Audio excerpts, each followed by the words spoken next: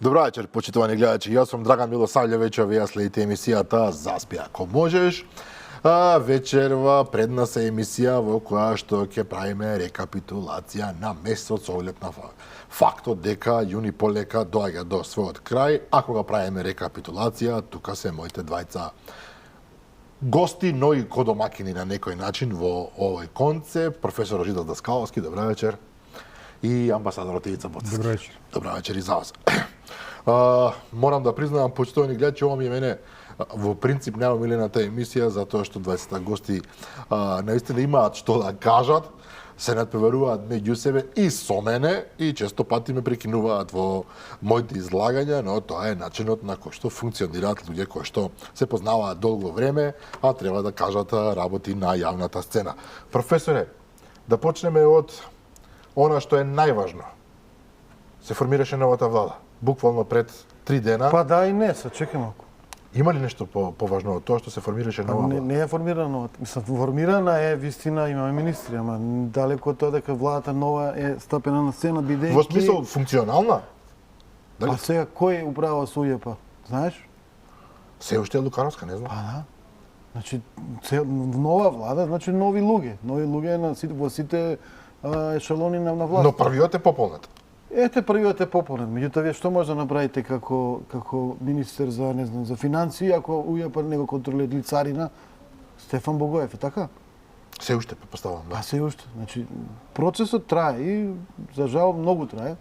Многу долго се влече и тие преговори, навистина неразбирливо со оглед на големината на победата и со едноставната формула која што требаше да се состави. А изборите завршија на 8 мај, така беше? Така беше. Сега е 26 јуни. Да, прилично. без малку 2 месеци. Значи, скоро 2 месеци, а вие успевавте само да ги поставите министрите и сега, знаете како, има тука втор ешелон, трет ешелон, четврт ешелон, за да вие функционирате, сето тоа треба да биде функционално и со соодветни кадри.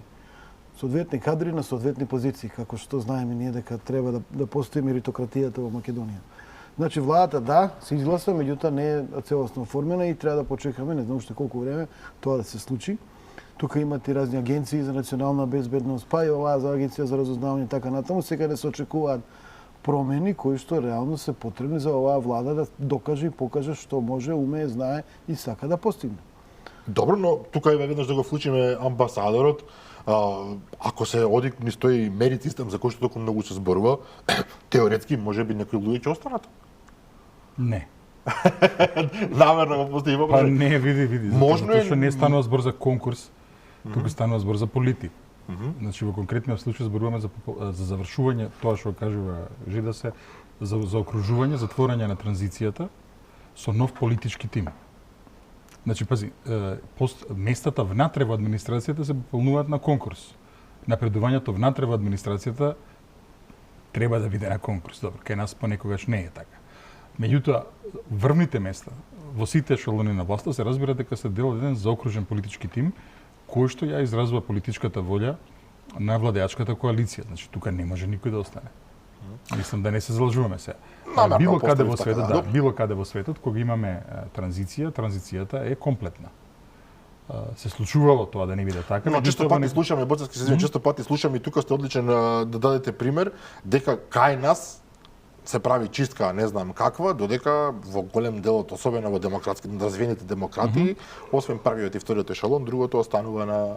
Па види, се станува збор тука од политичката култура во една земја. Ние сме по на југ, во медитеранските земји, пример ќе дам, например, Шпанија и Италија. Отворете било кој вестник, кажува дека се тркалаат многу повеќе глави од колку што треба кога има било каква промена на власт.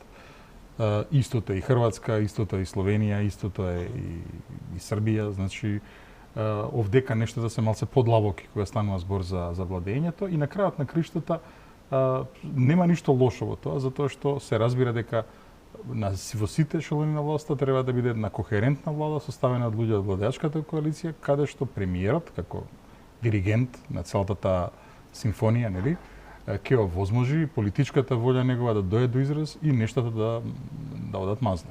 Тоа е тоа. Се разбира, онаму каде што се местата кои се пополнуваат со конкурс, нели, во администрацијата, тоа треба да биде малку поинаку. Но политичките места се разбира се пополнуваат на политички начин. Тука нема пардон. Се разбира. Но еве, кај согласам со професорот околу тоа дека владата се уште не може во полн капацитет да работи поради објективното околност. Меѓутоа, сепак, веднаш почна со проекти. Уште вчера излегоа со она за ветерници, како се вика парк на ветерници. Тоа не е нивен проект, што зборуваш? Како не е нивен проект? Па не е нивен проект. Владата ќе гради нешто или Не, приватен инвеститор ќе вика гради? приватен инвеститор, меѓутоа тоа е некаква акција која што покажува. Некаква акција е, да. Ама сега зборуваме кога владата нешто ќе прави. Владини проекти се тие проекти, кои ќе има реформи вамо, реформи таму. Ова е супер.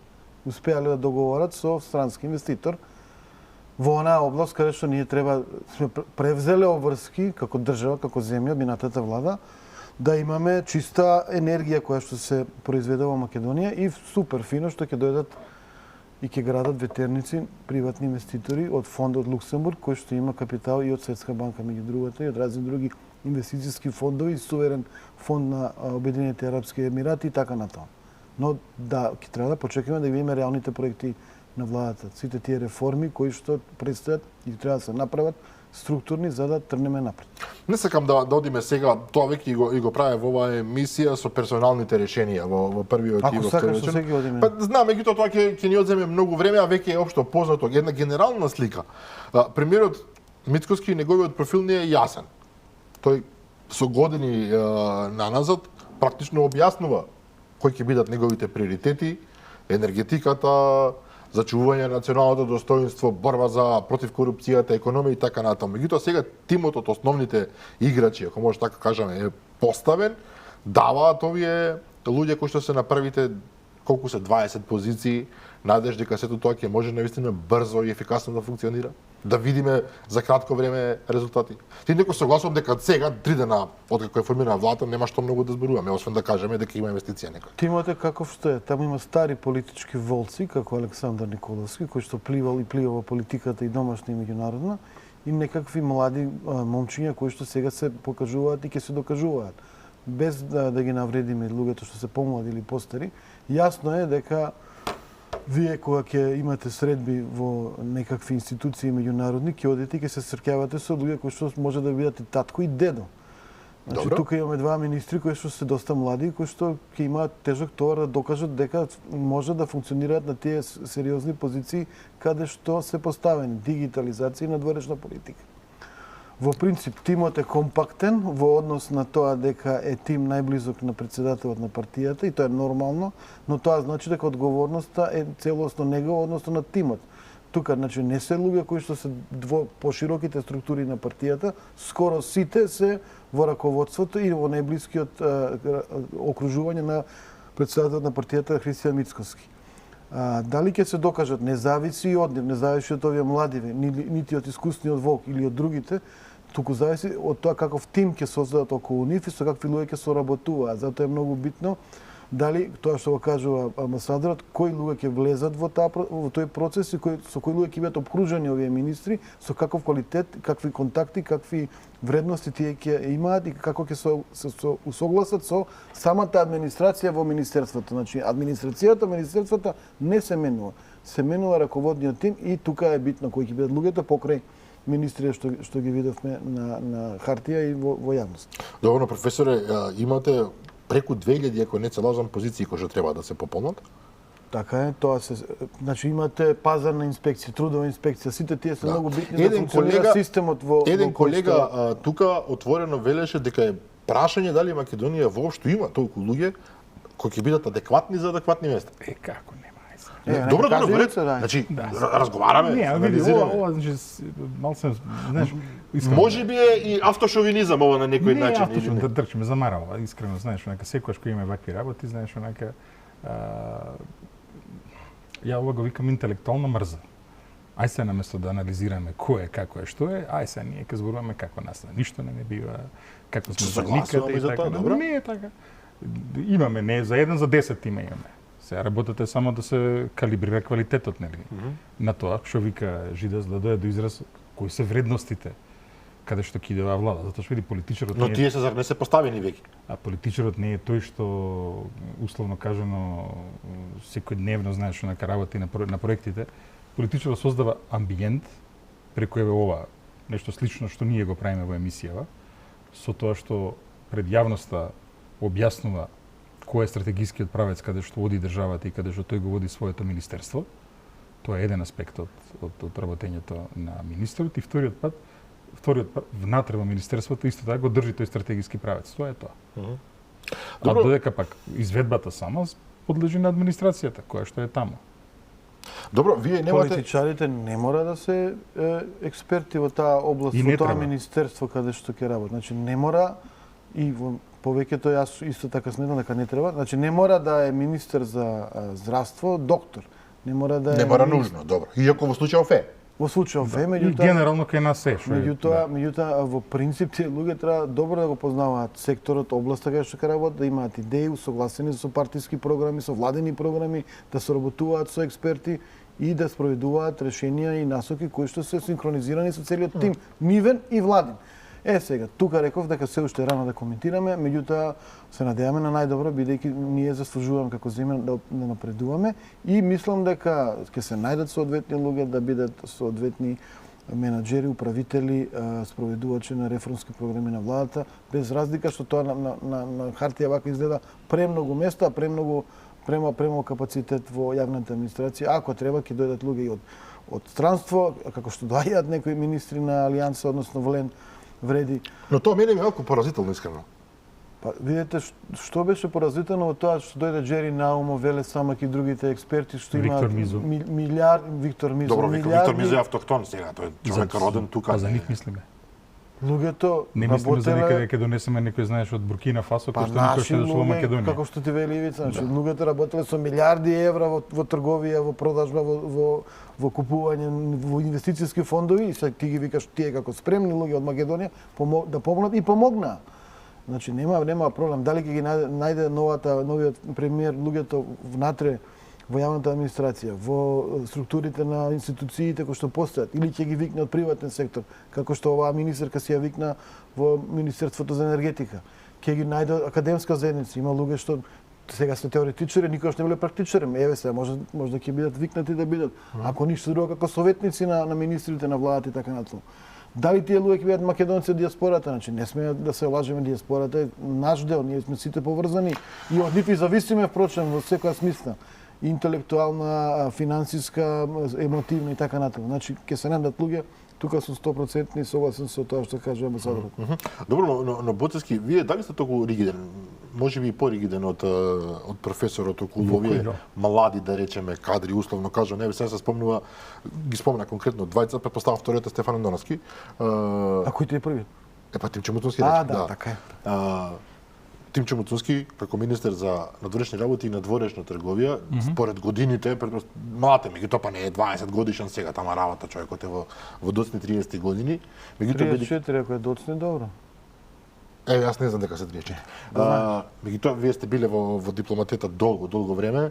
Од една страна, секој ќе се согласи некако вели апорно, мора да имаш бела коса за да го работиш тоа, но што е со Бранко Црвенковски, Лјучо Георгиевски, тие млади били и премиери биле. На 22 години. Порано беше едниот, Да. И 20. А Лјучо Георгиевски на 24 победи како беше подпредседател на председателот. Така, на 24 години, сега просто не замислувам и дело искрено. На 24 години тоа е дете. Како го викаше тоа Ненад Марковиќ, ювенилизација на политиката, нели тој сакаше така. Да, меѓутоа ова не е тоа. Имаме на таа позиција, имаме човек, не сакам повторно да видим го персонално, меѓутоа бидејќи ми спровоцира професорот.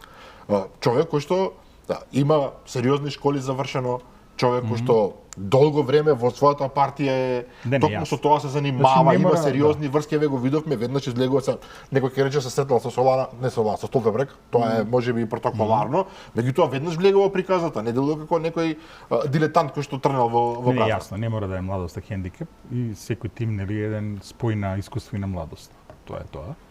Но се разбира дека доблеста на секој од носителите на функции доаѓа до израз меѓу другото и од оној тим со кој што ќе се обкружат себе си. Значи тоа е клучно, тоа е професорот. Ако во тимот се луѓе кои што се лавови, тогаш најсилен лав мора да биде самиот министер, така.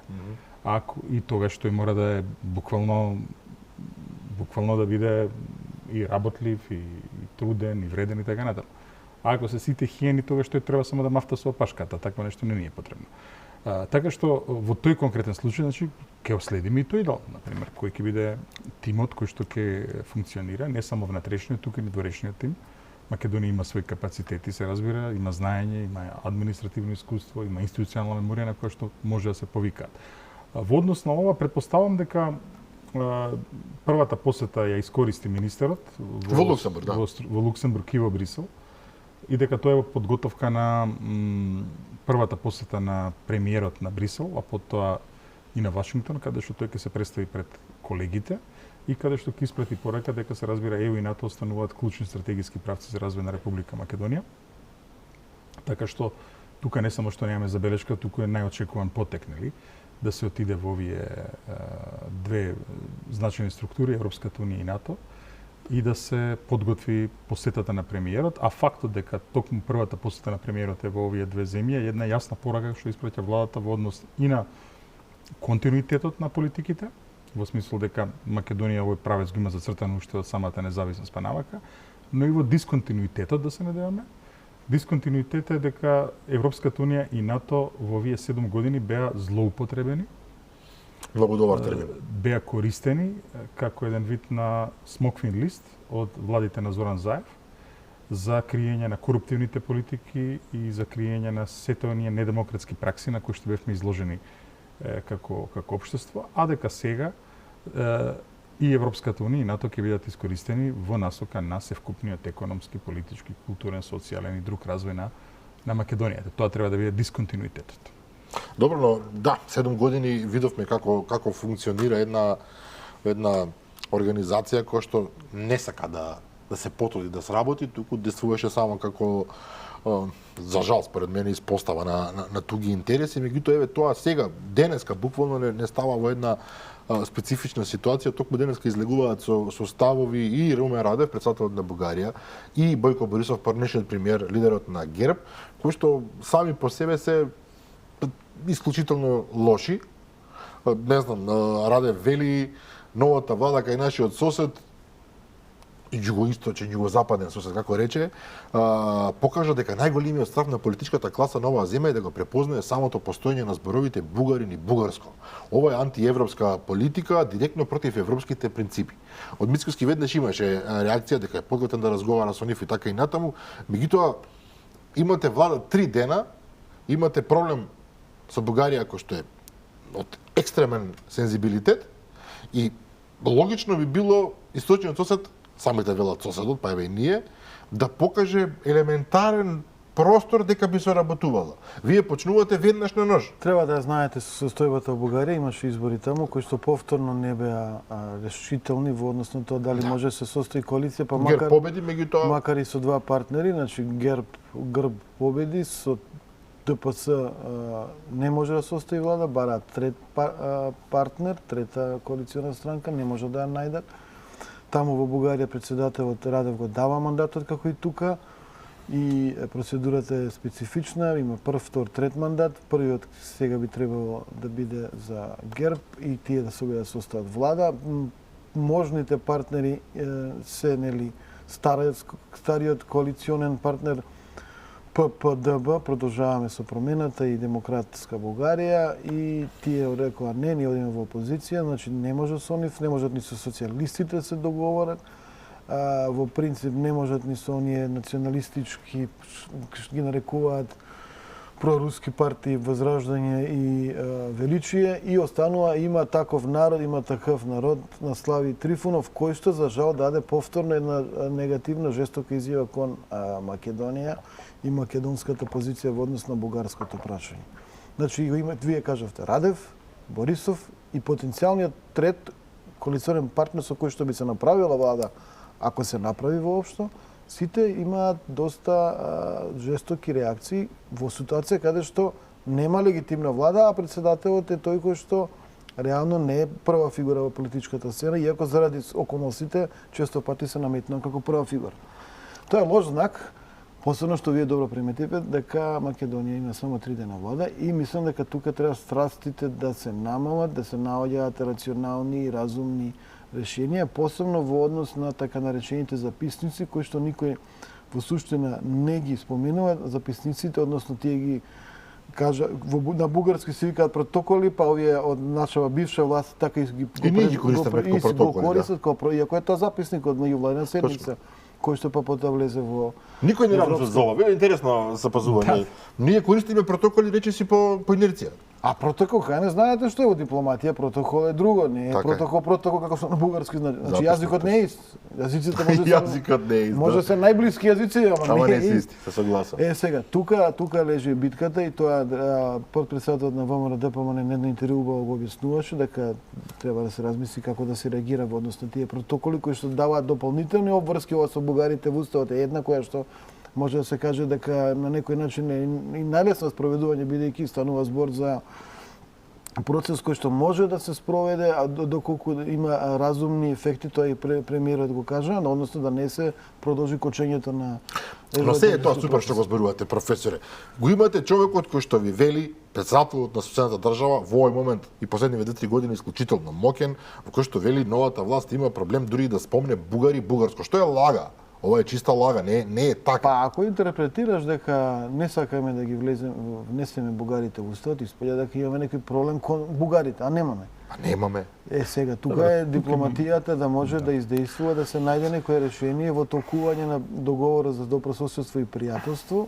Но со ваков ригиден однос од Софија како? Тоа ми е зборот. Да, јас разбирам дека дипломатијата ќе се вложи, меѓутоа како? Во процесот се вклучуваат и ќе се вклучат и други фактори и играчи. Мораме да земеме предвид дека Европа се менува и самото проширување се менува. Денеска, она што е всушност главна вест за нас, и треба да биде главна вест за нас, не ова влада што се оформи, односно не оформи, тоа е така наречената ИБАР за Црна Гора, позитивниот извештај, тоа се вика Interim Benchmark Assessment Report.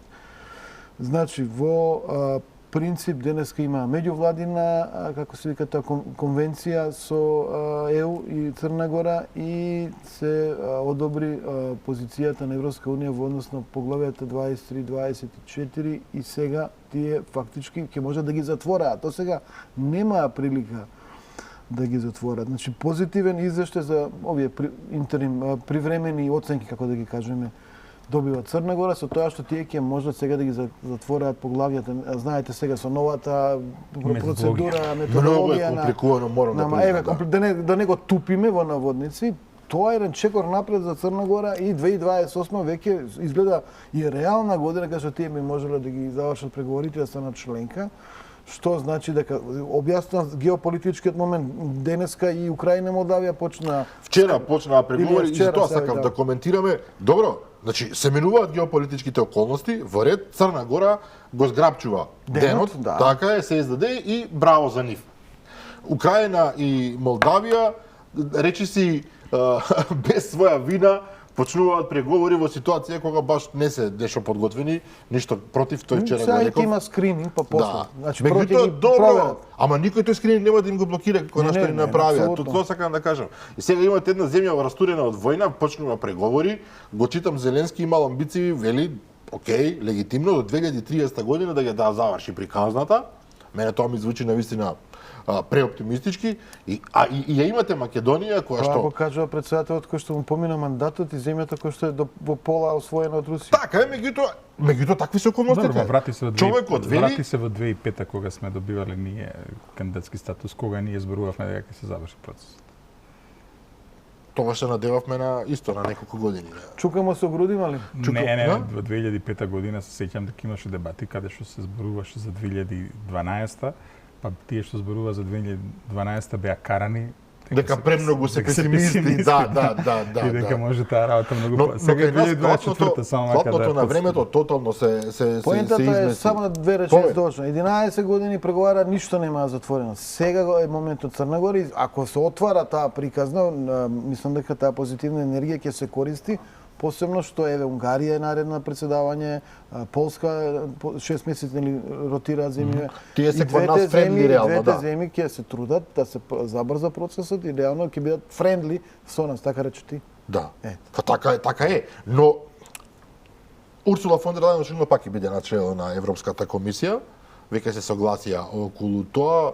Каја Калас, ако не се лажам, влегува она Место Борел. место Борел, И тој е Антонио премиерката Коста, да. на Естонија, која На беше? Естонија, Да. Естонија. Во ред.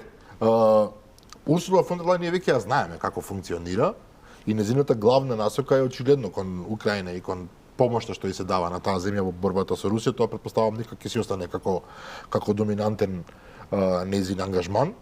Меѓутоа и таа секогаш била позитивно расположена кон нас, барем така изгледа на прва рака. Меѓутоа и во овие претходни години ние не видовме објективно нешто поместување за нас. Освен убави порики, дај бе да говорите со грците и со бугарите. Па не беше зборуваш, Жидос немаше ни за Црна Гора. Ни за Ама Србија. Црна Гора ги нема тие проблеми што ги имаме ние. па токму за затоа. Црна Гора никој не ја силува со глупости. Ама токму затоа што нема таму помрднување, како по овде да очекуваш помрднување. Значи идејата е ова што го збори професорот е дека можеби дошол моментот. Геостратегиски. Да. Па зошто тогаш бугарите толку отровно уште од прв момент напаѓаат? Можеме да го истолкуваме ова? Па затоа што очигледно има влада во Скопје која што сака повторно да преотвори темата, да се седне повторно на маса. И со оваа нивна реакција тие велат, не, нема да се седнува на маса, туку напреди вие мора да го направите тоа што претходната влада го договорила. И ова по мене рационално очекувано отварање од нивна страна. Се нормално На шаховската табла, добро? Да, нашиот одговор треба да биде наш, соодветен на тоа. Ние сега треба поинаку да настапиме, ако јас. Добро. Еве го Да. примерот со конференцијата во Атина и коментарот на Ципрас. Што ако стане на тврди позиции македонците и владата во Скопје? Ќе влезе во НАТО. Со оглед на околностиве, сега притисокот ќе беше на нас и ќе моравме да го признаеме уставното име Република Македонија, не ОВНС. Да, но тогаш Заев велеше, ако сега не го направиме ова, за вечни времења остануваме во темници, црни и ќе не изеде мракот. Така, и едно евро ќе земеме јас, едно вие, едно вици. Да. И останавме во црни темници. И покрај тоа што шекорот беше преземен. Значи стануваше збор, види, сега лоша епизода во секој случај, меѓутоа јасно беше дека Македонија да не беше во НАТО, да избиеше војната во Украина. Сигурно барем со референцата ќе влеземе во НАТО. Добро, но Боцевски сега Препознавање на некој момент- ќе рече кој ќе го препознае тоа сега. Препознавање на моментот. Сериозно, нашата затоа ти гениална молите- дипломатија да. во 2018 ќе предвидеше дека ќе дојде до војна во Украина и ќе се смени целиот концепт во светот. Па види, Тоа е- во движење беа нештата сега. Па беа, Ама како чекај да сега, кажам. војната во Украина не е од 2022 војната во Украина е од 2014. Значи таму тој конфликт тлееше и се разгоруваше и Русија. Но предпоставувам професоре таа промисла. Сето Промисла. тоа да се изанализира и да се влезе во една таква приказна, мислам дека беше Добро, премногу за мора нашиве и капацитети. амбасадорот знае често пати да подсети дека никој не предвиде дека ќе дојде до паѓање на Берлинскиот зид, дека ќе се распадне СССР и дека комунизмот ќе колабира. Никој не Ја македонци, давам глава никој дека 85-та никој не знаел таква нешто. Не 85-88. Да, предпоставувам На дека и почетокот тогаш на не знаеле, 89-та. да. Иако има Некој- сега да. ликови што велат како не уште 60-та знаеле, Па ама како, да. се родили и одма знаеле. Меѓутоа, ти и сега можеш да гледаш кон каде од Европска унија, и сега можеш да анализираш. Затоа е битно кој му е тимот на Муцунски, кој му е тимот на Мицкоски и така натаму, кои се луѓето што ќе можат да следат, анализираат и да не забораваме секретаријат, односно сега се вика министерство, така? Министерство за евроинтеграција. Таму луѓето треба убаво да ги познаваат работите, да имаат и контакти и да има следат и анализи, и медиуми и на академско ниво, и на think tank ниво, на секакво ниво, за да може да ги предвидуваат нештата и да може соодветно да реагираат министрите и премиерот. Се согласувам за ова целосно, но ме интересира тука става повторно на амбасадорот. Ние 7 години немавме активна дипломатија, туку пасивна, која што исполнуваше тоа што го ветила и побрзо се обидуваше да биде сервилна. Ова не е само мислење на Мицкоски кој денес како кажа, туку е фактичка состојба и сега кога ќе ја ставите вие дипломатијата во таква состојба, на без самоодбрана, без иницијатива, без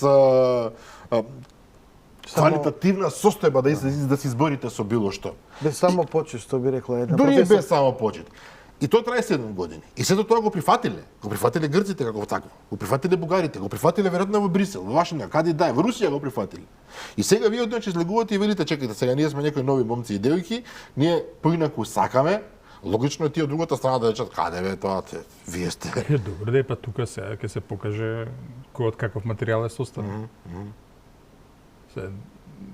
не ги избра за да се откажат Јасно, на за да првиот. се земаат плати и така, да ќутат, да се разбира. Меѓутоа, Јасен демократски мандат добија да го прават ова што зборува дека ќе го прават. не, мене ме интересира реакцијата на оној од другата страна кој што се Нормална навикнал на инерција, нешто. реакцијата ќе биде инерцијална од другата страна. Никој не сака се менува. На нешто што му Па одговара. нормално. Никој не сака промена. И работата е да се иструка таа промена. А во однос на дипломатијата, пак ќе ти кажам, значи политиката беше таква на Македонија. Апсолутно, знаеш. не, никој не ги точно. напаѓа дипломатите професионалци Да. како такви, тоа да се разбереме. Тие едноставно го прават тоа што им се кажува, тоа. Еве гледа, Британија има прекрасна дипломатија, бе проевропска дипломатија до 2016 година, сега го истера Брекзит, истите луѓе. Истите луѓе, да.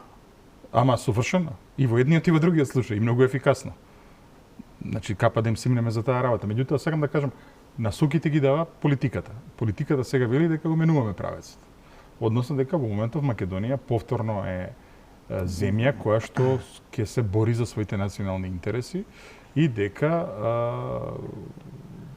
во таа борба ќе настојува да се одбранат некои клучни точки врзани со достоинството и самопочита, нели, на македонската нација. Пред се во овој дел, например, овој дел со Бугарија, кој ќе видите вие негирањата на македонскиот народ. Радев, тоа што го прави Радев се вика во политичката психологија проекција. Тој вели дека со Бугарија и со Бугарска не сакал никој ништо да има Македонија. Никој во Македонија нема проблем со Бугарија и со Бугарска. Апсолутно Ај никој обратното нема, сега. да. Напротив, да. Да, еве да речеме, ако излезе Гордана Силјановска на средба со Румен Радев и да му каже, нема проблем. Јас ке застанам прва ќе поддржам предлогот за бугарите во устав. Меѓутоа, ајде вие за возврат да кажете дека немате никаков проблем со тоа што јас сум македонка и што зборувам македонски јазик, со историјата на мојата земја, на како што ние замислуваме. Па не може да каже тоа, разбира дека нема да каже. Кој е тогаш тој што има проблем? Или пак, кога ќе се сретнат во Вашингтон... Но професор Деко Малевски, се извинувам што го спомнувам, ќе рече... Добро, кога ќе се сретнат во Вашингтон сега да му каже Мицкоски на Мицотакис, нема проблем, еве. Секаде буквално ќе го потребувам новото уставно име. Ама за возврат ти кажи ја кој сум. Како се вика мојот јазик и мојот народ. И да подпишеме една декларација, каже ја ќе се одврзам на едното, а ти на другото. Ни Што ќе тоа кажеш нема за да се такс? случи. Тие ќе инсистираат на Па Скопје. сега, значи, идејата наша како дипломатија да ги дотераме работи на чистина. Пред Европа да исцртаме оваа грда слика. Затоа што минатата власт се согласи да не ги спори овие точки. Да не предочи на Европа со што се соочува Македонија. Македонија се соочува со една грозна ситуација. И сега јавноста во Европа, политиката во Европа ова треба да го дознае. И овие позиции нели да се ги подцртаме ние како наши. Така што во тој контекст мислам. Штом линијата ќе се постави, тоа е тоа. Нема колебање се. Ова не е линија исцртана на морски песок, па се морево ќе избрише, па треба пак да ја цртаме. Се согласувам, но тука имам еден проблем, условно кажано, Ајде. односно не го имам јас проблемот, го има државата како таква. Ајде. Бугарија има бројни проблеми. Грција има бројни проблеми. И?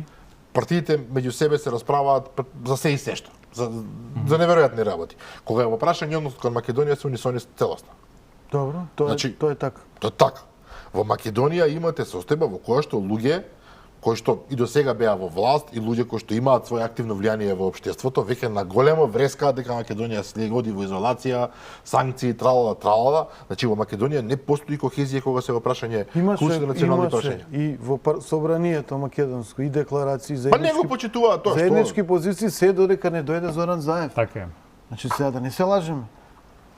Добро, еве затоа го спомнав. Се извинувам што го спомнам господинот Денко Малевски професорот кој што вели во дипломатијата, господо, вие немате аргументи, немате ништо, имате сила. Силата е кај другите, попуштете затоа што ќе не однесе матната. Човекот очигледно го сваќа многу антички ова дипломатија и односот на сили, каде што буквално оние што се најмокни успеваат да направат се што нив ќе им го одговара. Меѓутоа се менува светот, се менуваат констелациите. Ние во рамките на самата Европска унија имаме земји кои што се членки, кои што се наши сојузници во однос на ова прашање со Бугарија. Се сеќавате какви беа ставовите на земјите каде што Кирил и Методи имаа мисија? Чешка, Словачка, апсолутно, значи, Полска, да. И се чудеа што тоа ни прават. И во случајов ние треба да гледаме правни, историски, културни аргументи, главно правни, меѓународно право, па и врз основа на оној што реков јас билатерален договор за пријателство и соработка со Бугарија. Таму никаде не пишува дека ние треба да внесуваме бугари во устав или дека треба нешто да се прави специфично во однос на прашањата кои што ни се наметна во однос на преговорите. Сега, ќе смениме ли тема или уште со овие бугари ќе се расправаме? Професорот сака да овакво. Па сакам да коментирам нешто друго. Има 3 од 20. Владата. Добро. Што 3 од 20? Знаеш што се 3 од 20? Ајде. 3 жени. Добро. Опа, феминизам, јас сум тука веќе Не знам за загрижен. феминизам, меѓутоа дали изгледа ферски сега 3 од 20 министри да се жени? Не. Па ако е не, треба да се искоментира и да се каже јавно. Оваа влада не ги застапува еднакво интересите, односно не интересите, не ги застапува еднакво машките и женските во рамките на структурите на моќ. Како што нели постојано се инсистира, колку Опа, албанци биле? критика, добре, добре. Како што ќе не вика се? Не, ништо, критика Да. професор, одлично. Нели цело време колку албанци биле? Па многу биле, Дуи вика, малку биле, овие викаат таман се. Океј, таму односите може дури да се каже дека зависат од победата или поразот. Толку имаат моментално пратеници, албанските политички субјекти, толку може да испреговараат. Меѓутоа и во испреговараното можело да има жени албанки, како што можело да има повеќе жени министерки во владата на ВМРО-ДПМН. Сега ВМРО ДПМН ќе кажете демохристијанска конзервативна. Меѓутоа трендот во Европа и во нивната ЕПП и ПП фамилија е да има Па само да го видиме ова екипата околу Урсула фон дер Лајен, сите се жени, човече. Па сега на И тоа таа е алудирам. жена. Добро да се разбира. Да не трнеме. Добро, имаме председателка жена сега ние. Ајде имаме председателка обкружена со мажи, ама добро, оставете го тоа. Ќе дојде време, предпоставам да влезат и жени таа, се не знам. Да, Професор, не ме провоцирайте, вие сте дел од таа екипа. Да се вратиме на суштината. Во принцип, времињата се менуваат, 2024 година сме. Ова треба да се каже и како се забележи како критика на изборот на главните лица и да не се повтори во другите ешелони. Не можеме веднаш да фалиме владата. Во ред, добри се. Зошто да кој бара да ја фалиме, не разбирам, не, како кажав тоа, Има не можеме анкета да на фалиме. ИПИС што кажува многу јасно дека очекувањата на Ние не фалиме никого овде. Не ја фалиме, па ние наистина. цел време удираме по нив. Ама поред тоа не сакаме веднаш очекувањава се големи и реално има волја, има и капацитет, има и раздвиженост, има и потреба од промени. Добре, ама тоа што не чини секогаш на оваа емисија вреди и треба да се критикува. Апсолутно се согласувам, па амбасадоре, сега во Добро, ајде ова со жените е сериозно прашање. Потpuno се согласувам, немој никој да помисли дека нешто тука се глумиме, навистина е така. И претпоставувам дека како ќе доаѓа времето ќе вклучуваат повеќе од понежниот пол, затоа што има исклучително квалитетни кадри, меѓутоа повторно ќе речеме претседателка на државата жена. На банката, Народната банка, гувернерката е жена. Сега не е баш така работите, не се толку како што можеби некој ќе помисли. Мене нешто друго ме интересира. Коалиционите партнери. Тараварија веднаш почна да действува, почна да ги трга овие економски директори, како ги нарекуваат во тоа треба да се поздрави, тоа е добар потек. Па, Да. избрка една жена, ако не се лажам, она господјата што И тоа е одеше со добар преведувач потек, да. и што ги провоцираше сите, не со преведувањето, туку со некои други потези кои што навистина беа безсмислени, се обидуваше да вработи таму луѓе кои што по ниедна основа не може да бидат вработени. Меѓутоа Таравари има една од по мене клучните задачи во оваа влада, додека ние занимаваме со надворешни прашања, со економија, со финансии, со подигнување на стандардот, со борба со корупција, на Таравари му се падна паричката да го решава здравството кое што е во клиничка смрт. Што е прашањето сега? Прашањето е коалиционите партнери.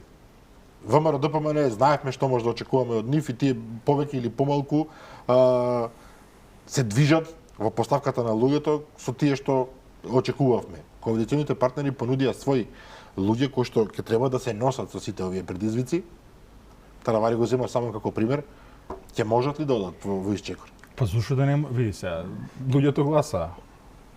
Владата го изразува гласот на народот, оваа коалиција. Тоа е едно. Второ, сакам еден нов квалитет тука кој што досега сме го немале да го поздравам. Добро. Да не биде дека само критикуваме досега. Тој нов момент е фактот дека за прв пат имаме една ситуација каде што буквално сите коалициони партнери ја делат одговорноста во извршната власт. Значи, во владата покрај Христијан Мицкоски се наоѓа и Арбен Таравари, се наоѓа и Изет Меджити како лидери на партиите Влен, да. од коалицијата. Африм Гаши е председател на собранието, исто добро, законодавна функција, меѓутоа носител на одговорност, Апсолутно. Да. И Максим Димитриевски и Билал Касами се наоѓаат во како градоначалници. И то големи општини, важни На општини. големи важни општини и коалициите кои што ги водат и Билал Касами и Максим Димитриевски се буквално во огледало слика на коалицијата владина што води Христијан Мицкоски. Значи за прв пат имаме поделена одговорност кај сите лидери во коалицијата. Сите 1 2 3 4 5 еве колку се 6 доаѓаат, така. Али Ахмети си седеше во собрание чисто како Збориме за споредба. носителите на коалициите. Сега тука Али Ахмети седеше во собрание и тоа. Еве гледате и Стоилковиќ и Љупчо Димовски како лидери на партии се во власта, значи Али Ахмети не само Али Ахмети. Али Ахмети седеше во собрание. Мендух Тачи седеше во собрание. Абдураман Алити седеше во собрание. Да. Тито Петковски седеше во собрание. Да Еден од 120, супер е. како коалиционен Да. партнер. Значи ова треба да биде принцип. Сега претпоставувам дека треба да го прашаме премиерот Мицкоски дали ова била намерна политика. Па Претпоставувам не дека верувам дека е некратко решение, добро. Добро е, во Европа е вака. Значи не може коалиционен партнер да учествува во власта, а лидерот да не ја дели одговорноста со главниот човек. Значи Многу добра. врзани се, заедно се и сега заедно ја делат одговорноста и заедно и за доброто и за лошото. Ова треба да го поздравиме како принцип, според мене. Сега, во однос на системите, мислам дека не само Таравари, туку и Весна Јаневска. Образование Значи, е многу системи важно, да. се многу важни, ќе бидат под лупата на јавноста. И тука меѓу другото ќе се крши и угледот и рейтингот на власта. Сега дали е способен лидер на партија Арбен Таравари, веќе го раководил со Министерството за здравство. Претпоставам дека од таму произлегува оваа целата слика. И според мене... Добро, ние се нагледавме доктори кои што беа министри за здравство, па Се нагледавме Не се луѓе усреќивме кои што не беа доктори, кои што беа министри за здравство, и со нив не се насреќивме нешто посебно, меѓутоа да видиме, може ќе имаме нов квалитет, а не може вака на Нерден Петко не капам. се разбира, ние повеќе концептуално разговараме. Главниот проект да се изгради нов клинички центар, успеавме со помош на амбасадорот на Македонија во Соедна Европа, Петар Попарсов и таа влада минатата, да добиеме неверојатно низок процент на кредит, односно камата на кредит. Да. Тоа го пропуштивме, раскинавме договор, па се правиа некакви фикции, ваму ќе биде, таму Во ќе биде. Ѓорѓ. Сега да немаме ни пари, ни локација, ни проект. Знаете како проект да се гради клинички центар со години се подготвува, не е тоа ајде ќе реновираме тука, прозорците ќе ги смениме, па одма се јаваш на мајстори доаѓаат. Или во Ѓорче на нивата, таму ќе го направиме. Така што и многу сериозна работа предстои за тој министер и за тоа министерство. Можеби треба малку очекувањата да бидат со еден повисок временски рок. Граѓаните и народот генерално Но граѓаните нема да имаат страпение, апсолутно, да. За овој проект ќе треба малку да се почека и тука е сигурно и владата ќе треба да реши што ќе прави. Меѓутоа, некакви реформи во здравството мора да се направи бидејќи ние сме подолу од болници во Индија, ние сме во таква катастрофа. Бевте во Индија неодамна, ова од искуство, да бевте навистина во болница. Ги гледавме. Индија е понапред од нас стотици години, може да се каже, и ние од нив може само да учиме, иако тие се расположени да учат и од нас во некои добри примери, со некои реформски зафати. Но, ајде нова тема сега, Драган. Добро. СДСМ. Повелете, ќе дојдев. 40 минута. Не, ќе дојдев јас до СДСМ, но ги чуваме за... Ама 40 минута, С не сме кажали на СДСМ. Јаготката на шлагот. И дуи. Јован Деспотовски е во болница. Да, слепо црево мислам дека оперира. Посакуваме побрзо да се опорави. Апсолутно. По сметни околности бевме заедно на еден настан во Охрид и не го видовме господин Деспотовски делуваше окей, се добро, се случува ова се работи кои што не може никој да ги предвиди. Таму е климаксот веќе на пред изборието. 4 кандидати, еден изразит фаворит. Така, еве не велиме ние, не велат така анкетите, така вели и чаршијата, еден изразит фаворит. И еден релативно непознат човек. Да, меѓутоа тој релативно непознатиот, еве да го оставиме малку настрана, изразитиот фаворит е толку силен фаворит што нивните кулуарски разговори се дека тоа се завршена работа. Ајде тоа нека го коментира Ивица, да не речат јас тука се мешам. Во негова песна. Сакам да кажам, Јован Деспотовски трча наоколу, ни на крај памет не ми е да сега да зборувам, не знам, во негово или во Не, нечие види, име. ајде, Ама кажем, ми беше во емисија човек забележливо трча, трчаат и сите. Ова е климакс кој што личи на антиклимакс, морам да кажам. Зошто? Па затоа што Затоа што не сакаа дебата? не само Личи што не на сакам. раѓање на ново бебе, туку на погреб. Да. Уф, Тоа е. каков израз, добро професоре. Па така изгледа. Значи, пази, ова е најголем, значи, два пати им се случи во историјата да изгубат 28 претеници. Првиот пат беше 2006. И 2006. Да. Само што тогаш тргна од 61. Од османа не беше се. Или 2006. 2006. Значи 2002 има 60 и кусур. Доминантното, да. Падна Добро, многу минус пора се. 28, Да, мислам дека не спредлив со ништо. Е па токму Имате затоа. 14 претеници Тоа е во едно. моментот. Второ, она што се случи за време на конститутивната седница и за време на седницата за избор на нова влада е лош знак за Македонија генерално. Значи СДСМ ги преспа и двете седници. Си молчаа, да. Не си молча, него ништо не дискутира, ништо квалитетно.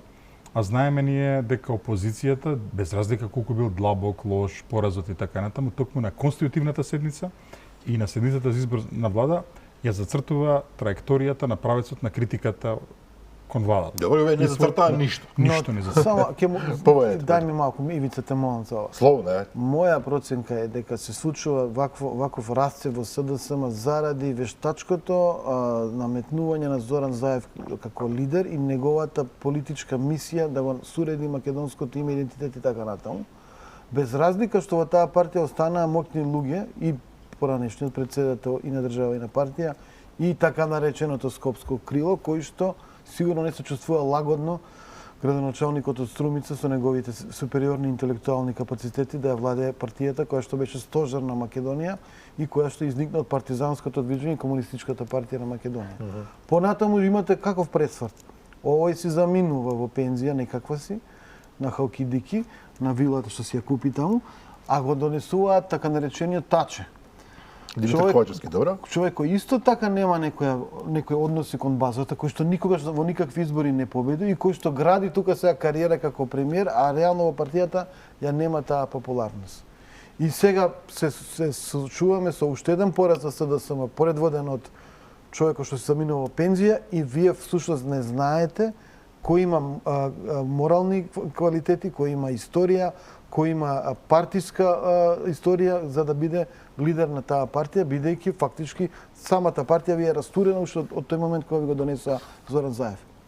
Добро, но колку можеле да бидат подготвени и психолошки луѓето тамо, затоа што вие велите растурена е партијата во моментот кога тој човек доаѓа, меѓутоа растурена претпоставам во која смисла вие зборувате, успеа да истера 7 години власт.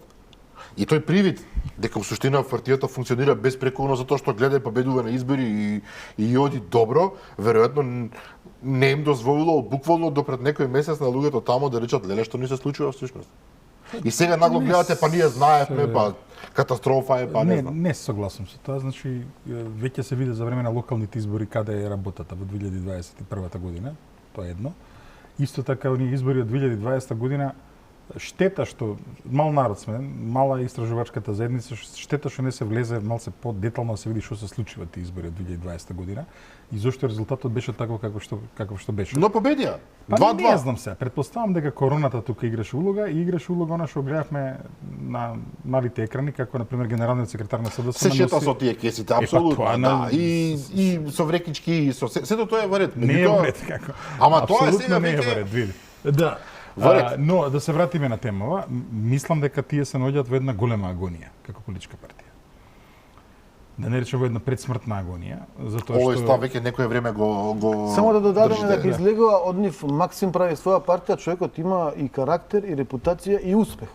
И sad вие ако сте член на СДСМ, на кого треба да му дадете глас во овие предвремени, односно избори за председател на СДСМ? Па Максим не учествува во тоа што. Па не сакам да кажам, излезени и се и луѓе кои што имаат некаква тежина во таа партија, остануваат луѓе кои што едниот е проекција на Зоран Заев, другиот е непознат, Јово Деспотовски, Славањка Петровска во ред биле министри, бил на оваа зоната. На Тирс, да. Океј, имале резултати таму да речеме, меѓутоа што не тие правеле во партијата, од каде дошле во структурите на СДСМ да бидат во таква може да бидат сега председателка. Па добро, Боцевски, што предвидувате? Вашиот став е така. Радикален, дека СДСМ нема иднина никаква. Па не, па јас мислам дека сега тоа што го зборува Јован Деспотовски, тоа е тоа што е некој правец кој што го очекува гласачот на СДСМ за да се врати СДСМ на врвиците да биде пандан на ВМРО. И мислам дека Филипче, ако биде избран за претседател на СДСМ, ќе ја сведе таа партија на еден вид на како беше на Шин Фейн е политичко крило на Ирската републиканска армија. Значи, СДСМ ќе биде политичкото крило на бизнес интересите на Зоран Заев. Да, но тоа е ништо. Да. Па токму за тоа. И ќе се сведе таа партија на еден вид на привезок на било кој што има моќ за да му го понуди тоа што може да го понудат бизнес интересите на Зоран Заев. И тоа е проблемот. И токму тука не се види. Но за кого е проблем Боцевски? Еве на пример проблем е за Софија Куновска. Ја гледате незината критика. Не, проблем е за целото тоа скопско крило. Проблем е за гласачот на СДСМ. Гласачот на СДСМ досегашен очекувал дека неговата партија, за која што тој се изјаснува, има некаква си идеологија, има некаква си правец, има некое делување. Тоа добро, 7 години се гледаше дека нема. Па тоа е проблемот. И го прифаќа тоа. И затоа 150.000 гласа се добија на крај. Некој вела дека и тоа е чудо, ама значи проблемот е, значи партија види. Партија се темели на доверба од гласачите. Што ми ја снема довербата, ја снема партијата. Ако ги снеме привилегиите, кои што Васил ги снема, доби 180.000 гласови за претседател. Добро. Во 99 99 Во 98 година доби 120.000 гласови Демократската алтернатива. Кај се тие гласови? ЛДП доби 80.000 гласови во 98 година. Кај се тие гласови? Вака исчезна. Токму така. Значи, ова е меѓу сегашната ЛДП не може да добие десетината. Што е интересното? Интересното е што досега сме виделе предизвикувачи кои што исчезнувале. Прв пат стожер да исчезне. Досега стожери партии што нуделе премиер биле или ВМРО или СДСМ. Сега СДСМ гледаме во едно гасење. Тоа не може би историски процес, може би тоа не значи дека неминовно. Тоа не значи дека Македонија нема да добие опозиција. Но не делува дека тоа ќе биде СДСМ во моментот. Мене ми е тоа многу интересно, имаме ситуација во која што ВМРО ДПМН може би и дволично ви вели испраќаат пораки, дај консолидирајте се. Нас ни е потребна пристојна и ангажирана опозиција. Свесни дека преголемата власт прави и преголеми можности за грешки. Така е, ама и на граѓаните им треба сериозна опозиција. Сега имате опозицијата во ликот и делото на Димчо Пасиев и неговите соборници. Но сепак се 6 души во собрание. 6 мускетари кои се собрали сега, знаете како, имаат некоја многу екстравагантна настап и политика на делување, но имаат коректни идеи во смисло на тоа тие се идеите, нивни се и не ги менуваат, значи не се прилагодуваат, не се партија која што заради маркетинг ќе го трне правецот натаму или наму, тие се левичарски идеи за работниците, работничката класа. Добро, тие се ограничени. Па натаму одам. Една критика е една понуда алтернативна е таа, една критика на власта ќе доаѓа од нивните усти, останатото сега кој Дуи нешто ќе мора да прави. Дуи се тотално делегитимирани. Тие се како ВМРО 2017 ќе бидат уште во поголем распад на локалните избори. Нивното делување за самите албанци беше поразително, а камоли за Македонија, за сите граѓани на земјата. Некои работи веројатно ќе се најдат и корупцијски и ќе биде скандалозно. А и сега само претпоставам го очекува истото. Па делови од СДСМ истото ги очекува. И сакам да кажам, останува СДСМ како некоја опозиција и гледате дека тие не можат ни кандидати да изберат во некаков нормален процес, бидејќи регистрацијата на членството испана дека е многу мала, минимално. Конгресот пропадна. Конгресот им пропадна. Што е страшно, тоа не го коментиравме. И ова што го вели Боцевски, доколку не успеат некако да смогнат сили нешто да направат, се состават, други ќе бидат идеите, друга ќе биде опозицијата. На локалните избори ќе се појават некои партии кои што ќе спогнат сила врз основа на локална агенда, зелена агенда, градска агенда да се просторот мора да се пополни, тоа е несомнено. Но, ова му остава на ВМРО ДПМН и на коалицијата и на нивните коалициони партнери од владата се чини преголем простор. Значи, вие се наоѓате во ситуација кај што имате реална голема власт, огромна поддршка во овој момент, поддршката е А сега имаат се председател, Се. градоначалници, влада, убедлива победа на председателски, и на немате локални, опозиција. и немате Односно, опозиција. опозицијата е само декларативна. Опозицијата ќе бидеме ние, вие и амбасадорот. Што сакам да Ќе бидат кажам, новинарите, ќе декларативна. бидат интелектуалците, Нели е тоа невладините преголем организации. ризик? Тоа ми ше збор. Нели тоа преголем ризик? Па е, затоа што досега во Македонија таквите големи мнозинства не се покажале позитивни. Да се подсетиме само на 2002 година, како заврши целата таа епизода. Со тоа огромно мнозинство што го имаше тогашната влада на Црвенковски. Не заврши позитивно. Тоа е едно. Второ, и не значи, види, не значи дека ако на просторот нема никој, дека не може брзо да израсне нешто. Сега ова е многу важно. Па тоа е тоа. Ама Значи, јас ти кажав да. кој ќе биде опозицијата. Медиуми, интелектуалци, ти, Ивица, јас, невладини организации, па и Европска унија. Да не мислите ќе им дадат пардон на ВМРО ДПМН во рамките на евроинтегративниот процес или реформите? Се е тоа така. Но вие морате да имате институционализирана опозиција Значи, види, која што еве јасно. ќе ти кажам, ние можеме да се зборуваме ако е реално до бескрај. Сакаш една паралела. Во 97 година ти текно имаше страшни протести, 96-97 во Бугарија.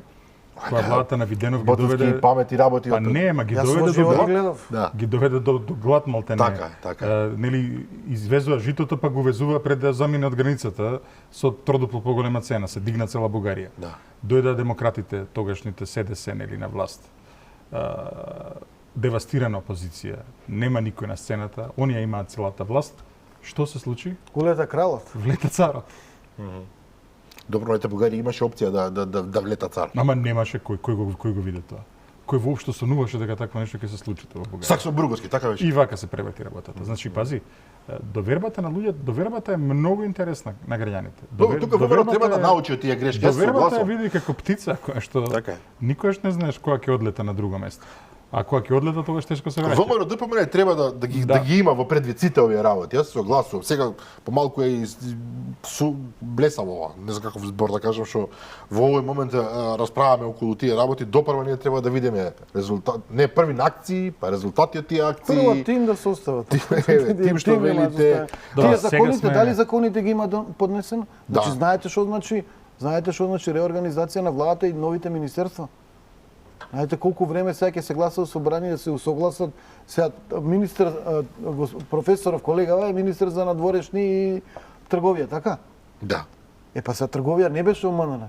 Каде беше трговија како сектор? Во економија. Во економија, да. Добро, тоа Сега да се реорганизира треба тоа. да се носи записници, да се собранието менува, месеци и месеци ќе закони, гласа. документи. Ако ги подготвиле, а ако не ги подготвиле, па тоа време ќе треба. И цела година ќе изгубиме да се реорганизира државата ако во случај да не се подготвиме. Па добро, но велат дека експедитивноцето тоа ќе оди сега. Така велат. Ајде да ги видиме. Ајде. Се жида се малце како невица со насради ноџа, нели го тепа детето пред да го прати нели на вода. Зашо Ако се скрши стомната, после жове добро е Да, таа адвокат на ѓавот дека мора однапред да биде секој Подобро е тука, однапред да се предупредува, него потоа да се Не, да затоа што беше голем влогот во кој што голем е влогот со кој што дојде оваа власт. се разбира. После овие 7 години кои што беа за Македонија и повеќе од девастирачки. изгубено време. Изгубено време. Значи, пази, еве, ако имаш изгледа мене ми улогата сега да позитивната критика кај мене повтор. Финото момче, повели. Ти си финиот. Да, значи зошто е за поздравување оној потегот на премиерот, новиот премиер со символичното отпочнување повторно на потекот за клиничка болница во Штип. Значи 7 години Македонија беше ставена на една целосна пауза, па дури уназадување во секој поглед. Има ли подобра илустрација за тоа како се владееше овие 7 години во Македонија од автопатот Кичево-Струга? Кичево-Охрид. Кичево-Охрид, да. Да, се едно. Значи, Ако Кичево-Охрид не- автопатот е во таква состојба не заради тоа што некој не работел, ниту заради тоа што бил промашен проектот. Еве, мене ми Нема и интересира. кинезиве градат на Не кинезите 3500 градат. 500 планини Не, и ма не градат брза остави ги. железница, тука не може Жида се 50 стави км. кинезите, еве бев, ја прашам не е до нив. на градежен факултет. Тие велат, тие можеби не знаат за патишта на Тибет. И не цртале патишта на Тибет, ама ништо друго. Секоја година имале бар по 3-4 дипломски цртања на пат И Кичево каде Охрид. тогаш е точно. проблемот? Каде бил? Проблемот е во тоа што властите треба да засушат ракави и да му овозможат на инвеститорот да го направи пат. Еве Да, Николовски вели до 2026 би требало. Дозволи уште една работа, не ви се пофали, еве, нивно, немека, целото, Бехтеленка. Така. Добро.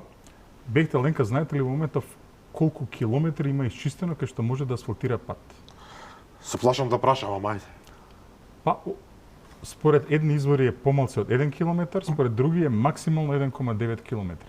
А треба да има патишта. Овдека се наоѓа целата нивна механизација која што се амортизира, која што треба да прави автопат околу 200 километри, Така. колку беше во државата.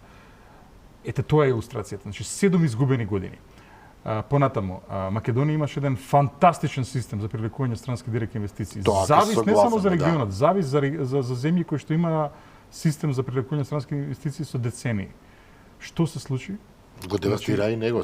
Еден лик, намерно се воздржам да дадам еден друг квалификатив, како Зоран Заев, го распушти целиот систем и тој го распушти од завист.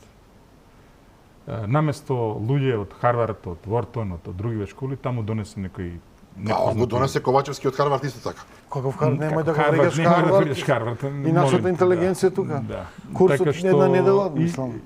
Што се случи тоа што се случи. Понатаму делот на европската интеграција беа разлабавени закони каде што Македонија беше целосно согласена со Европската унија, Да. со цел да се краде. Јавни набавки? Јавни набавки. И системот на јавни набавки во Македонија имаше околу 25 пара очи, од 50 очи, значи да погледнат секоја јавна набавка. Што се случи? Се случи сето тоа да се фрли во кош, за да може во непосредно во 4 очи да се договара. Некој да решава како да зема пари. Ама Ете. ова сето во принцип го знаеме, мислам дека го знае јавноста, иако на некој дополнително треба да им се отворат очите. Добро. Што всушност ни се случи? Знаете оној момент кога ќе се случи земјотрес, па луѓето во прв момент само гледаат да преживеат, а потоа дури гледаат дека куќата се урнала, дека отишло се поѓа волите. Но, бидејќи доаѓаме до крајот на емисијата, последниве месец дена практично за кој што ние и правиме рекапитулар, сакала некела претседателката Гордана Седјановска Давкова беше единствениот извор на објективен на власт во смисол на активност.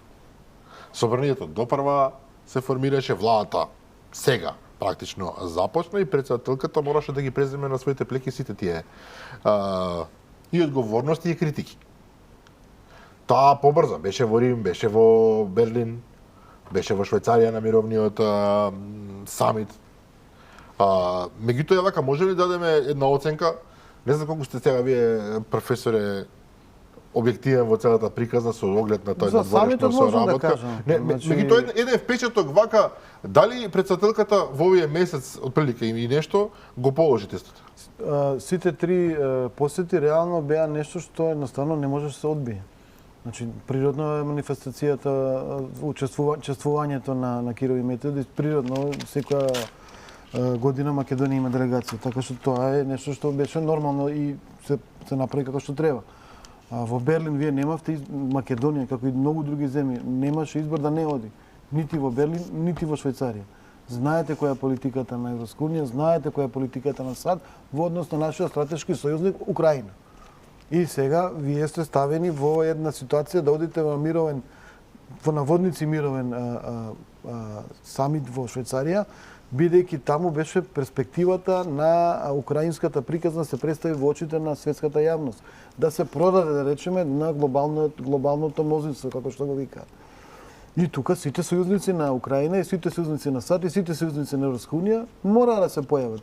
И Македонија мораше да се појави и ќе се појавува. Тоа е природен не ми е процес. спорно тоа зошто била некаде. Не беше тоа прашањето дали кога сите светла на јавноста беа насочени кон претседателката, таа го издржа тој тест, тоа ми беше зборот. Јас мислам да, еве нека каже Ивица. Да, јас мислам дека да, иако во делот на критиката и тука го имаме тоја критика дека и таму транзицијата не е завршена. Добро? Транзицијата во смисол на формирање на политичкиот тим на претседателката. А времето веќе отчукува. Така што во тој дел мислам дека час поскоро треба да се заокружи владиниот тим и тимот на претседателката и понатаму нели да коментираме нели и како Така ќе е, изгледа. но зборот ми беше, јавноста кај нас се забавуваше овие месеци нешто со прашање од типот дали председателката носела ташно, не знам таму негде се тоа појавила или нешто. тривијалности Што се тоа, тривијалности. да. Од друга страна имаше средба со Камала Харис, имаше средба со Макрон, со луѓето кои што вака или онака Да не се забораваме, самитот се организираше заедно со МНР, значи председателскиот кабинет и МНР Да. организира еден голем самит кој што секоја година во различна земја процес на соработка на Југоисточна Да, Европа, беше кај нас, да. каде што дојда доста високи чинители, 4 председатели, министри за надворешни на Грција, на Турција, на Србија и каде што имаше разни билатерални, мултилатерални среби, една декларација се усвои заеднички, што исто така е политички успех, така што мислам дека периодов беше интензивен не заради самото тоа што председателката или кабинетот инсистираше, туку едноставно во таков период влезе и со обврски превземи И мораше да се однапред действува, и да. мораше да се действува и мислам дека успешно се действуваше, но и тимот, и соработката со МНР, и соработката со премиерот се клучни, бидејќи Македонија не може да води три паралелни надворешни политики, МНР, премиер и председател, или 4 ако земеме дека министерство се земеме за европски интеграции, тоа се мора да е усогласено, кохерентно и во една координација да действува. Но тоа нема причина да не биде така сега во овие констелации А политички. сега, ако има кохабитација, председател, премиер е друго. Ајде да го чекам. Предпоставам дека кога ќе се заокружи транзицијата на власта, ќе имаме и прв Совет за безбедност, Да. предводен од председателката, и дека тоа ќе биде символичен крај, веројатно, на целиот овој процес на затварање на транзицијата и во председателскиот кабинет и во владата. И објективно е пак сега олеснителна околност за владата и тоа мора да се смени, дека целата растурање на политичкиот систем на Македонија со вонуставни мерки, меѓу другото влијаеше да се одлжи овој целиот процес. Значи мора час поскоро Македонија да се врати во онаа состојба пред воведувањето на пржински влади, преодни влади, дополнителни министри и така натаму. Тоа толку ја раштрафи државата, толку направи хаос, што меѓу другото доведува до едни вакви ситуации какви што ги имаме во моментот. Се представи еден амбициозен програм од страна на премиерот, 90 пратеници во собранието Да. на место 120. Може ли тоа да пројде? Зошто да не може да пројде? Потоа укинување на цензусот за вториот круг во председателските избори, Јас сум согласен со воведување тоа. на отповик за градоначалник како што постоеше иако никогаш не беше искористен порано, нели? И Постоел претходно, еве, не знам, постоеше, вие сте со сериозна меморија во тие работи, не знам. постоеше и во едногласно поддржан од сите политички партии, значи во тоа време ВМРО, ДПМН, СДСМ, ДУИ, ДПА, беше тоа укинато кога се правеше пакетот промени во 2004 година на изборното законодавство на локално ниво и се укина таа одредба и со тоа градоначалничката функција стана единствена функција во Македонија која што не подлежи на ни било каков отповик. И кога имате човек кој што апсолутно не ги задоволува барањата и потребите на јавноста, 90 противника, ајде да бидам повторно критичар. Која е логиката? Логиката е исто како во Словенија, нели? Поефикасен, помал парламент. И затоа имаме повеќе министри во влада, а? Сега тоа е друго. Сега извини, ама добро, но обяснувањето е друго. за втор добро. круг председателски навистина само ние сме уникатен случај, глупаво што тоа постои како некаков критериум репер за победникот. За ова друго исто така се согласувам. Една изборна единица и тоа е добро. Меѓутоа треба да се размисли зошто. Една изборна единица зошто? Различни мотиви. Ти со изборните системи спроведуваш политики. Значи многу е битно. Со промена на изборен систем ти можеш да влијаеш на релаксирање на меѓуетнички односи. Например, еве друга сугестија.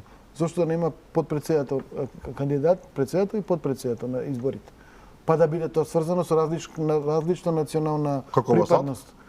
Како во САД, во САД е друг системот, меѓутоа еве со различна етничка или национална, како се вика веќе тоа сум се збунил, припадност. Па ти имаш македонец и албанец заедно, албанец и македонка, турчин и македонец и така натаму. Па тогаш и реториката е друга и интересот на албанците да учествуваат на тие избори е поголем. Разбирате? Значи секоја изборна реформа треба зошто се прави? Не, но една изборна единица е јасна, затоа што уставот вика дека гласот е еднаков. Гласот е еднаков со една изборна единица. Така е. Сега само така можеме да го направиме. Сега имаме проблем. Гласот не е еднаков. Тетово и Зајас со 6000, а во Кочани со 9. Со 9. И апсолутно тука не е фер едноставно. Да. И ДУИ влегува со помалку од 5000 души гласачи по пратеник, а другите влегуваат со над 10.000. Сега тоа не е варе. Значи генерално овие Значи цела емисија може да зборуваме јас и ви се ги разбираме. Не, за овие ти сега минута до 12 Не, за да овие за овие работи вреди да се дискутира и мислам дека во моментов дека постои добар дух кај владеачкото мнозинство, дека може да се отворат овие работи, може да се отворат и линии за комуникација кон опозицијата, како што се направи со ДУИ за промена ова. Па добро, еве така да се така затвори започна, рековме еве ви отвараме, Мицкоски рече. Изгледа многу конструктивно премиерот. Да, ви даваме еве отворена рака, прифатете ја да работите. Ама еве ги точките, значи овие промени се одамна потребни. Тоа околу цензусот јас одма ќе се согласам, мислам дека тоа е безмислица што само во Македонија има. Ја имаше и на други места, ама ја тргна. Ја тргнале затоа што сватиле дека не не е. Во цела бивша Југославија имаше, наши ја препишале од каде што. Сватиле дека не е гвред. Околу пази една изборна единица со природен прак, со 1%, 2%, некакви начини. И тоа е дискусија. Дискусијата е околу 90 пратеници, јас мислам дека е во ред. Зошто? Само сакам да следново да го кажам. Рековте, од друга страна па владата се зголемува. Не бранам никого, баш ми е гајле, меѓутоа беше тука министерот Стефан Андоновски, објаснуваше дека да, формално министри има нешто повеќе, меѓутоа институциите кои што подлежат под тие министерства и тоа каква се кратат. Се бришат еден куп непотребни анахрони, претпоставувам, институции кои што постојат со години, ги изгазило времето, не вршат никаква работа и си ги мешаат надлежностите едни со други и сега на сето тоа му се прави рез. Што ако е така, мене ми е окей. Добро, ајде, поред. А инаку според мене колку поголемо кратење на тие гломазни системи мене ми се вред. Искам да видам. Па чекај малку, ако може да се штеди, зашто да не? Дозволи, ја мислам дека ова е држава без пари. Не, администрацијата начинот на кој што се уредени министерствата по мене, не знам зашто толку ригидно е ставено 2/3. Мислам дека премиерот, затоа што секој премиер има некоја идеја како треба да води власта. Мислам дека треба да се даде една слобода, нели, за реорганизација на министерството, онака како што мандатарот замислил. И не знам зашто толку ригидно се иде на тоа 2/3, кој онака, нели, за укинување на институции, да, треба да има 2/3. Меѓутоа за реорганизација внатрешна сега на министерството. А ти зборувате за во собранието, да мораш да се идеш со две тоа зборува. Тоа, мислам, малце ми е тоа чудно. Затоа што претпоставувам дека тука е потребен, ете условно кажав, национален консензус преку партиите да поддржат сите дека е исправно. Што може од Дина, па на пример да биде проблем. Не ви гласам за Дина, тоа е во Македонија, па не е нешто чудно. Не ви гласам. Треба владата да изрази програмата на мандатарот и на коалицијата. И мислам дека тука треба да има поголема слобода мандатарот да се ја крои владата онака како што замислил. На крајот на крижата во право си има некои анахрони институции, се претпоставам дека више нема нели телекс служби. Па нема зошто да, меѓутоа и понатаму некои ликови земаат плата, таму и но пак да се вратиме, ова е една голема убава промена, додека постои таа политичка волја, треба да се направи обид да се затвори оваа промена. Нормално не без дебата, туку со една посериозна дебата. Ама не е само фиктивна дебата, како што има во минатата влада, каде што само се штиклира тие. Како ни пројде времето, просто ме нервира. Меѓутоа токму така, дебатата во Македонија веќе со години се претвори во дебата на истомисленици, кои што согласуваат со се што има да каже тој што предлага, односно сака да го направи, другите се исклучени по автоматизам, односно можат да си галамат по телевизија ако некој им даде шанса, но тамо каде што треба 20 луѓе се седат и велат вака и многу не е убаво. И потоа се штиклира, имаше дебат. Видиш, Жидеса, може да се мисли зашо втор круг? Зашо не биде кој Лондон, 2 гласа, нели? Може. Посебна и за емисија, градоначалник посебна и за тема, председател. да не видиме само за Ајде вака, господо, рекапитулари. да, ова сезона на емисијата би требало да заврши негде во средината на јули, тогаш завршува сезоната на политичките емисии во Алфа. Значи нема да биде крајот на месецот, меѓутоа веднаш ви упатувам јавна покани на двајцата, последната емисија да дојдете вие двајца, да затвориме условно кажано целата година и да поразговараме за вакви идеи. Мене ми се допаѓа затоа што навистина јас денеска чув најмалку 5-6 свежи идеи кои што треба некој да ги разгледа и да ги размисли. Да, се надевам. Ви благодарам уште еднаш Кајлица Боцевски, Жијас Дескаловски. Ви благодарам и вас, почитувани гледачи, што не следевте во последниве часи 10 минути. Утре во 15 часот репризното издание на оваа емисија се разбира. Јас ви закажувам нова следба со мене утре вечер во 22:30 со мене и со нови гости се разбира. До тогаш пријатно.